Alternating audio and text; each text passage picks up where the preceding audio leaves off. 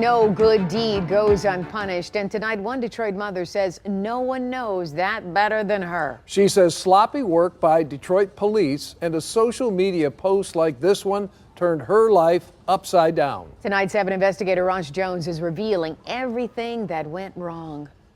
We've given too much power to people to have this much control to just ruin your life and have no care.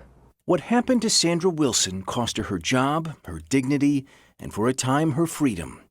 On June 16th, she was visiting this gas station across the street from her apartment, where she's a regular. I go there all the time, before work, after work. So often, in fact, she knows that from door to door, it's 167 steps to and from.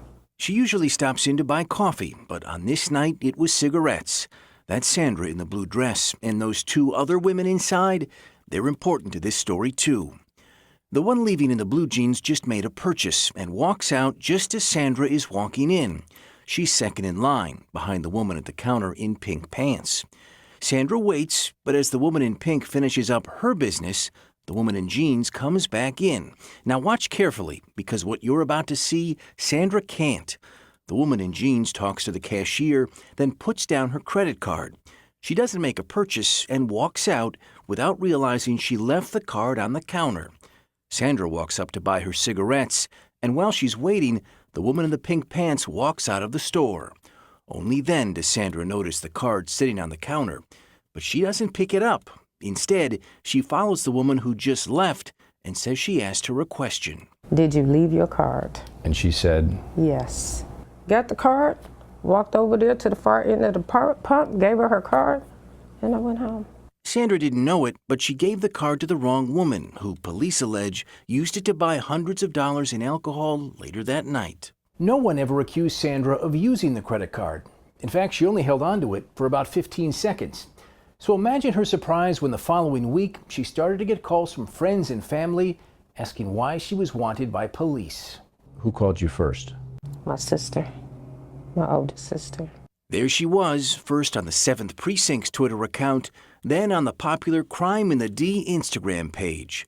Both said she was wanted for illegally using someone else's credit card. I was like, I just went to the store. I just really went to the store. She knew she didn't steal a credit card, so Sandra, on her own, went to the city's 7th Precinct to try to clear her name. Thank you for not making me wait. This is a recording of Sandra's interrogation. I do have to advise you that you are the focus of the investigation Correct. at this time, okay? All right, nobody's trying to ruin your life. It is already. So I'm going to read you your rights, okay? Now, this is important. Moments after Sandra is told she's a suspect, she tells the officer she wants a lawyer. I need an attorney. Okay, that's fine. Cause y'all about to hand me up on something I did not do. And not just once. Can I call my mom and have them get me a lawyer real quick? I need an attorney, because this is like, wow. The officer has Sandra read her Miranda rights, initialing, then signing her name. The officer wrote at 10:54 a.m. The subject refused to make a statement and asked to speak to an attorney. But the interrogation didn't stop. It continued for another 30 minutes, and not just with one officer. Now, there were two. Miss Wilson, would you like to provide me with a voluntary statement I don't today? know what y'all want me to tell y'all. I just walked in the gas station and y'all took a picture of me and ruined my life. Do you Hold on, want you gotta an relax. Do I you don't know what y'all want me to say. Then, 15 minutes after Sandra first asked for a lawyer, officers think they finally caught her. Who do you give that card to, Miss Wilson? I gave the card to the man behind the counter. We know that's Okay. a lie. Who did I give it to? I said, here's the card. Is this your card? I don't know. I don't know them. Okay. Because she says that she gives the card to the clerk, just guessing at what she would do in that situation, they take that as evidence that somehow she's in cahoots with the woman who used the card illegally. Brandon McNeil is Sandra's attorney, who says officers could have cleared this all up if they'd just shown her the surveillance video instead of just still photos of herself. This is Sandra's local gas station. This could have been from any day that she went to the gas station. I can tell you're lying. didn't We do this. know for a fact you're lying. No, We you know. don't know for a fact I have the nothing entire because I'm not video. lying. Well, let me see the video because I'm not lying. By the time the officers were done, Sandra would be arrested and spent the next 3 days in lockup. She'd gone her entire life with no criminal history, but now faced 2 felonies and up to 4 years in prison.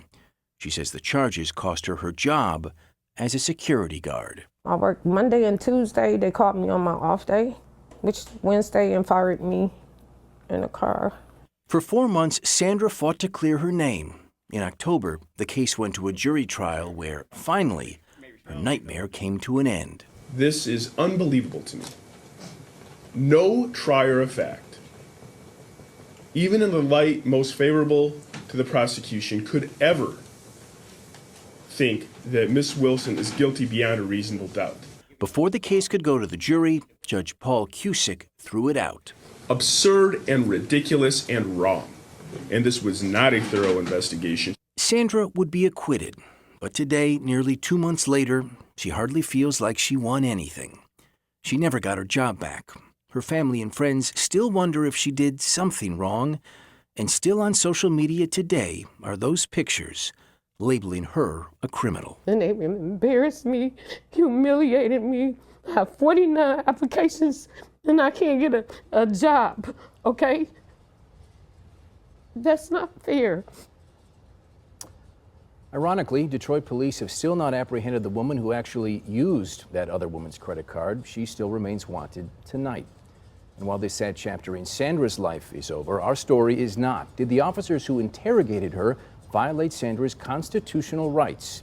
Our investigation continues tonight on 7 Action News at 11. Oh my goodness, you just feel so bad for her, and I hope anybody watching this story will offer that woman a job. I mean, that's just heartbreaking. Well, and just because she was acquitted does not mean her life was not ruined. She lost her job. She was just evicted recently, we learned. She is trying to put her life back. And she's still on social media, and you know how you can never get rid of that. So when people just see that at a glance, they just make a quick judgment. Seems some people need to be held accountable. You would think. We're going to watch your report at 11. We know you're going to hold them to account. Ross Jones. Now, if you have a tip for our investigators, you can email the team at tips@wxyz.com or by calling our tip line. The number, you see it on your screen there, 248-827-9252. Wow.